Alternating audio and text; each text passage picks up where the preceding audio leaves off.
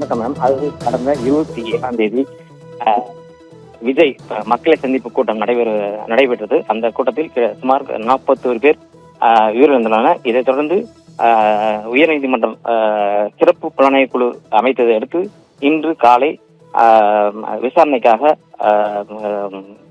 மாவட்ட காவல்துறை அலுவலகத்தில் வந்துள்ளாங்க.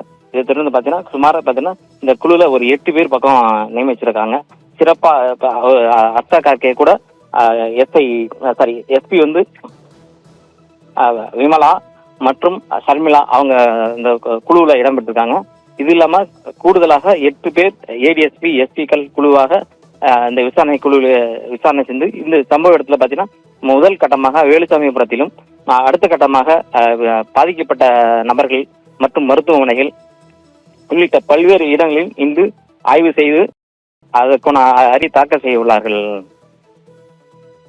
இது சம்பந்தமாக தற்போது வந்துள்ளார்.